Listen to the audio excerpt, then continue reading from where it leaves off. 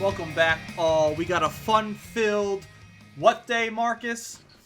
Beer of the week, beers of the week. Oh shit, I messed that up right off the bat. Beers Beers. of the week, Beers. beers of the week. Yeah, plural. Yeah, it's the best time of the week. Sunday, weekend's coming to an end, which kind of sucks, but you can enjoy some great beers referenced by yours truly, your friendly neighborhood Beeroes. And Sean, I want you to start again because I'm already pumped up about it because it's a beer I would love to try if I was out in California. Indeed.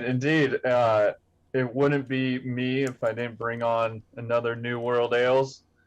This is the Sacred Haze that just got dropped. I do not know if Mark has any, but so this was a special 710 release. 710's like the 420 for cannabis extracts.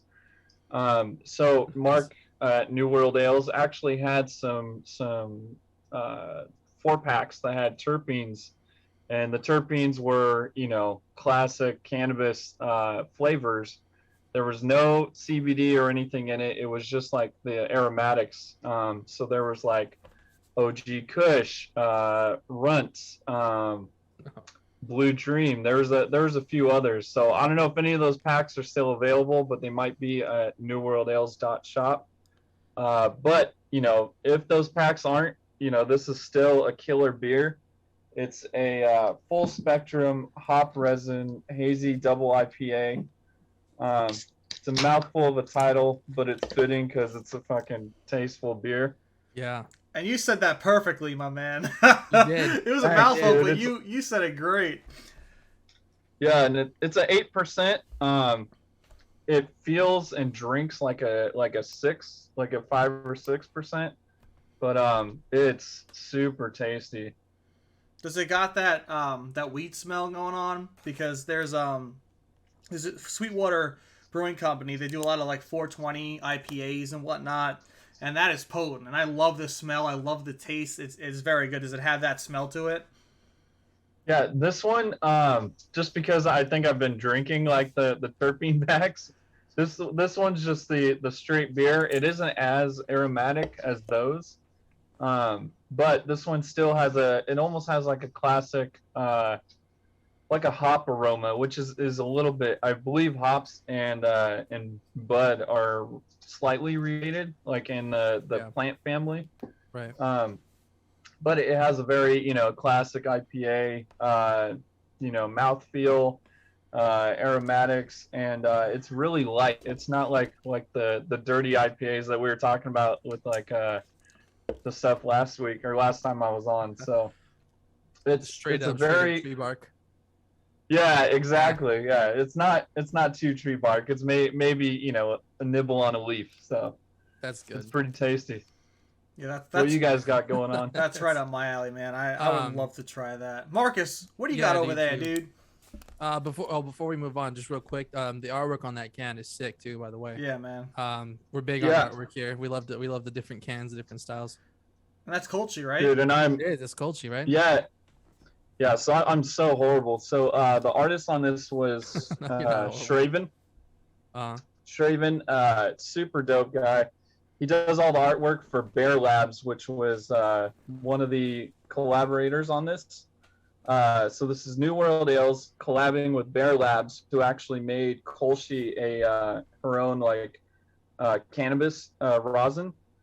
And then Shraven did the artwork of Colchi, and then he has another for Bear Labs. There's a bear version, the same style artwork. So it's super sick. And the other collaborator on this was actually Fresno Bully Rescue.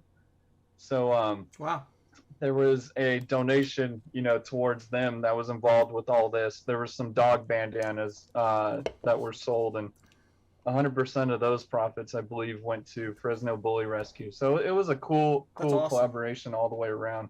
Yeah, man, that's awesome. Yeah, that's really cool of everybody to do the donation.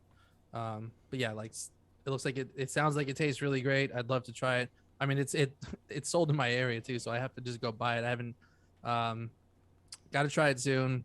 Artwork is sick and for a good cause too. So yeah, really awesome. all around super dope. Yeah. I'm doing a horrible job at getting these to you guys, but I got to send some out to both of you somehow. For sure, man. Yeah, at least to Ty, right?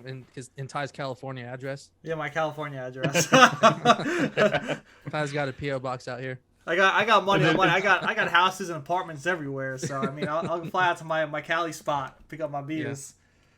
I was gonna say it's just like a mini fridge with like a portal in front of it, and you just mail it to the mini fridge, and then he just reaches in the portal.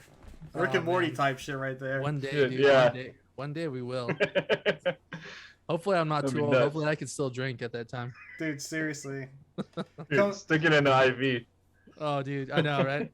I'm gonna need an IV after I start drinking. The older I get, I'm gonna have to, after a long night, just stick myself up. I would pass out if that happened to me, so I'd rather just be miserable and hungover for as long as I need to be. That's funny. What's up, man? What's next? Let's see. Next up on the list. I think I've done this before. I have, Ty. Going back to Seattle though. Seattle, Washington for Elysian, one of their brews. It's called Space Dust IPA. And I've had this before. I don't know if I've had it on the show, but I've had another one of theirs, and I mean they make such really good beers, dude. They do. It's awesome. I've heard of Elysian Brewing Company. They have some great stuff. Yeah, for sure. I haven't had this one in a long time, and it's been a while since I've had it from a bottle. Usually it's like on tap somewhere, so this will be cool to try again. I'm jealous, dude. I'm such a bottle person, but with craft beer, most of it's it's easier to make it, distribute in cans, and it keeps the flavor and the taste from spoiling and whatnot. And I love, especially in the summer, just kicking back, drinking some bottles, and I miss that. I do, because most of the stuff I drink nowadays is all canned up. Yeah, dude, and I mean that's that way everywhere, right? It's like there's so many cans everywhere. I mean, it's convenient for cans, right? Yeah. I'm sure, it's easier to recycle and stuff, but I don't know. There's always just a way that a beer tastes when it comes from the bottle. I don't know, like from sitting in the bottle, just to get that bottle taste. Yeah. And like sometimes that changes the taste of the beer a little bit. If I drink the same one on tap and I'm used to drinking it from a bottle, like, dude, this isn't the same beer. And like it's better from the tap, but sometimes I'd like that bottle taste, whatever that is, But yeah, this one is awesome. I didn't say it, but this is 8.2%. When we get another swig. If you have anything less than like 7, I'll be disappointed in you. I know, dude. It's not fair. Now I pigeonholed myself into this place now. You did. Locked myself in the closet. Dude, it's very.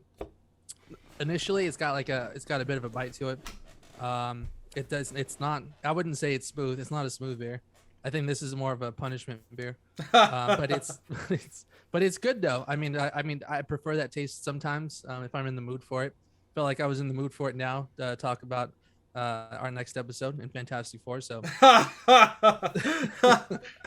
feeling a little bit rough there. Yeah, it's just getting it going. But yeah, I mean, it's just because it's not smooth doesn't mean it's not tasty. It's very flavorful. It's bold. These beers are very mood dependent, and this was the right choice for me this week, and this is really delicious. Ty, have you ever had this one before? I haven't. I have not. You have not. You have, right, Sean? Yeah. I've had a few from I don't know if it's Elysian or Elysian, but they consistently crush it, and you're right, it's a little bit more of a punch to the face IPA. It's not that smooth, but like you said, dude, put perfectly. Like sometimes you're in the mood for that. Yeah, just something not so smooth. I feel like a lot of the beers they bring on here, they're always like, man, this is really smooth. This goes down super easy. This is a troublesome beer. Like you're gonna be screwed up in a little bit if you have 3 or 4 of them. But no, this one you take one taste and you're like, this is quite a mouthful. This is, I don't know. You know exactly what you're getting. Oh yeah, I'm glad I got a whole 6-pack. So see how many they can bang through. Well, I'll name up my beer of the week. We're going back local on my end. I was doing a few beer drops because A, it was convenient, and beer B. Beer was convenient. It was, I wanted to try these things out on the show, and they didn't disappoint because most of these brewing companies do have some exclusivity with Beer Drop, which was cool. But I had to go back to one of my old stomping grounds in Coatesville, PA. A brewing company that I've never physically been to before, which I want to, and I've had one of their beers on the show before. It's called Shake That Eye's Hand. It's a grapefruit New England IPA from Animated Brewing Company, and it is delicious, my friends. If you're a fan of grapefruit, the mouth has that grapefruit feel, which is, I love it. I love that taste. I know some people feel like it's a little too tardy for them when they have a grapefruit. I grew up having grapefruits every morning when I was a kid, and man, it hits the nostalgic taste. It tastes good. It feels great. It's 6.2%, and I'm a fan. And I feel like an asshole that I haven't been to this brewing company yet, but I will sometime soon. Let's get a look at that can. It's very sleek. They have a very sleek look. It's like this is what their design is. They have like different colors, just what is gradients? It? Yeah, gradients and whatnot. Yeah, it's just the very, very modern, clean, simplistic look. I dig it. I dig that stuff. Yeah, Sean, you're the graphic designer on here. How do you feel about the like that clean look, that that simplistic, like just 3 colors? Yeah, dude, it's almost a struggle. I mean, unless that's your groove, but I mean, you gotta say a lot and make a big impact with like, very minimal things. So exactly, it looks nice. It looks well balanced, and yeah, definitely. It would still sometimes like that stands out. If you got a bunch of labels like this or a bunch of busy labels, and then you just see this fat block of color, you're like, wait, what the hell is that? Like, so, at the end of the day, it's all about standing out on the shelf. So yeah, but for me, like like it, dude. the standing out is the like eccentric, big styles. Like for me, like if I didn't know of Animated Brewing Company, if I didn't want to keep trying them, if I looked at that can, it wouldn't catch me. I know I tried them once because I knew of them and it was great and I wanted to do them again. But I am more of a fan of, the cool animations, that big Kolschi, that like kind of steampunk vibe it has going on. Like that is cool. Like that would stick out to me. I'm a sucker for awesome can designs, and especially if those can designs are superhero related or comic related, just like the Hop Hero stuff that we've shown numerous times on the show. That's my kind of style. Yeah. It's funny that you mentioned the grapefruit. Because grapefruit is really bitter, and IPAs can be bitter. So it seems like a very natural way to combine the two. But you also get like a flavor. You get the grapefruit flavor from it, but it doesn't like, it's not sweet. But plus the bitterness of the beer, they both are inherently bitter. So it seems like they would play well with each other. And it does. And it's interesting because I feel like this beer wouldn't have like a bitter kind of swallow to it, like an aftertaste. But I think with that grapefruit in there, like when you eat a grapefruit, you have that like that leftover kind of bitterness. That's what I'm getting from this beer. And I know some people might not like that when having grapefruit, but I enjoy it. So that's why I think I really enjoy this beer. Yeah, and I was gonna say, you see grapefruit a lot more in like sours and stuff. So I imagine that you get a nice like fruity body, like a juice body. And I was gonna say, I just had a grapefruit sour like on the weekend, and it was like exactly what I expected. Yeah. The old school like grapefruit flavor and taste. So trying to imagine an IPA, I could definitely see like the bitter kind of balancing and playing well with each other. So. Yeah. Sounds good. Sounds delicious. It's very good. Like I said, I have to make some like Pennsylvania mix packs and like drive out to California and drop it on your doorsteps so you guys can try out what Pennsylvania has. So Sean, you're a fan of sours? Yeah. I think like, because some people have like seasons, and like I think probably like 8 or 9 months out of the year, like sours is like my shit. At least it has been for like the last probably 2 or 3 years. But wow, yeah, sours, and then I go on the full other side on stouts for like the rest of the time usually, and then IPA is just kind of like all year round. Yeah. Dude, I tried to get into a stout, and man, I just couldn't do it. I think I talked about this last week too, but I couldn't. I just can't, man. I tried. Love it. Maybe I'll try again in a couple of years and see if maybe my do it in the palate's winter. even blow You up more. gotta have the winter vibe when it's cold out, Exactly. it's heavy. You want something like a nightcap kind of thing. Yesterday I was at World of Beer with Jess, and they have this challenge where you need to drink 5 different beers from 5 different countries, and I'm like, you know what, England's got this nice stout. I forget the name of it, but it was delicious. I shouldn't have started off with it, which was kind of stupid because it made me full, but it was great. Tasted fantastic. Went with the garlic parm wings that I had, and it was, you have to be in the mood for a stout or a porter. It's an acquired taste, I would say, especially if you're a coffee drinker. It's gonna drag you right in. It's got that taste. It's got the flavors. You can't go wrong with that. I don't drink coffee, so it's kind of weird that I like these tastes, but I think because it's a beer. I think it reaches out towards me because I can get a little buzz going on drinking a stout. Coffee gets you all jumped up, and I already have too much energy, so I don't think people want to be around me if I have coffee energy as well. Dude, and you hit on a great point. It's about the pairing too. Because I used to drink a lot of Guinness, and at the same time I was eating like a ton of red meat, dude, like steaks or burgers, like almost like every night. So I feel like although stouts alone like kind of fill you up, but I feel like a stout with like a steak, dude, like fire. Yeah. Like, and you're set. After that, you just go to bed. It doesn't matter what time of day it is. You're good. Dude, it's like, Sean, it's 4:00. You're like, I can't. It's like that Thanksgiving turkey hangover where you're just like, all right, I'm ready for bed. I ate too much meal. I had too much turkey. Exactly. I need to go pass out. Like, that's what that is. Like, stout and steak, man. That's it. That's Dude. key. That's key for a good nap. Yeah. I'll see you guys tomorrow. Just peace out. Another question for you, Sean. Are you a Oktoberfest, like, pumpkin kind of style person? Now that, fall's close, which is wild to say because the months are flying by as usual, but... Yeah. So I'm just personally, like, with, almost everything in life, like, I'm always down to try anything at least, like, once. Yeah. So, like, pumpkin stuff, like, it's been overblown, like, the past decade or whatever. But, like, it's seasonal, so it's not too bad. So I won't go out seeking it.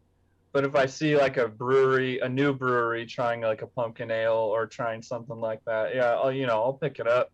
Or if I see some wild, like, if somebody just did, like, a habanero pumpkin, I'd be like, holy shit, dude. Then try that. You know what I mean?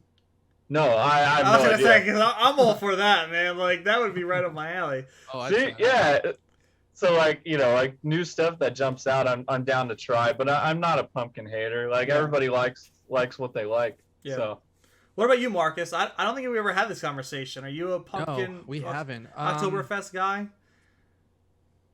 I mean, when it really comes down to it, you put a beer in front of my face, I'm going to drink it. But I don't know that I actively go to seek that type of beer out when it's out. I think I mean, I don't know, call me a stick in the mud, but I think I like to stick to IPAs. I just know that's what I like. So yeah. I mean, I don't even drink ales anymore, and I just stick to IPAs. I just know that I'm going to like it. I know I'm going to have a good time with it. I like the ones that are higher in alcohol percentage, so typically that's like, the doubles, the triples, IPAs.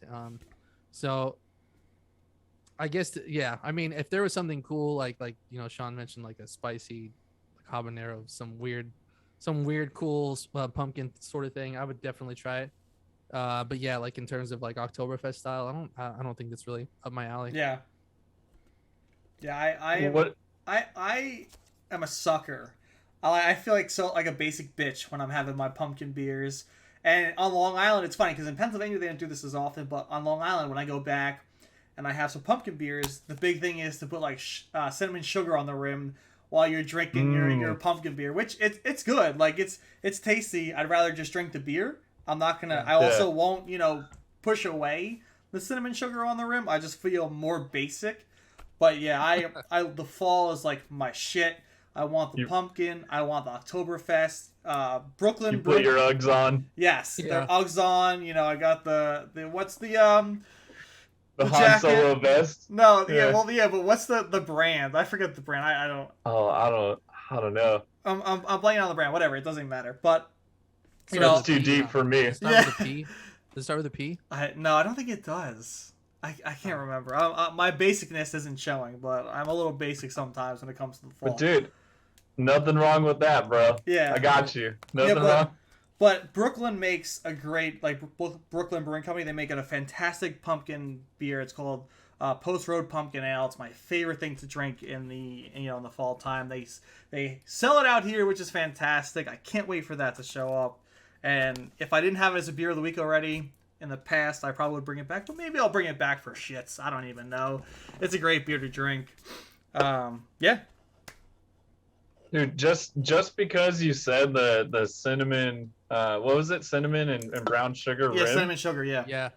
Dude, I'm gonna try that just because you said it, dude. Because I've never had a pumpkin beer like that, and like I know it sounds like pumpkin spice latte, but dude, I'm down to try it. Dude, it's a big thing on Long Island. Like I never knew of that because I went home one time during the fall. We went out to some bar, and they asked me, like, do you want cinnamon sugar on the rim? I'm like, what? And my friend's like, yeah, like, you gotta get the cinnamon sugar. I'm like, what do you mean I gotta get the cinnamon sugar? It's a beer. Why do I want cinnamon sugar with my beer? They're like, just do it. And I'm like, all right, whatever, I'll just do it. And it wasn't half bad. Like I said, I felt super basic doing this cinnamon sugar 100%. and disgracing this poor beer that was fantastic. But I guess it was part of the experience, and I kind of find myself falling back to doing that when I go back home sometimes, so... I'm sorry to any brewing company and any beer that I've disgraced in the past by putting cinnamon sugar on your rim. Your beer is great, and I'm sorry. All right. Well, with that being said, I feel like this was a fantastic Beers of the Weekday segment. Thank you all for tuning in. Make sure to rate our Beers of the Week and let us know what you're drinking of the week. What's your Beers of the Week? Because we want to know. Sean, Marcus, it's always a pleasure. Cheers. Guys. Cheers, and don't be afraid to put cinnamon and sugar on your rim. It's all good.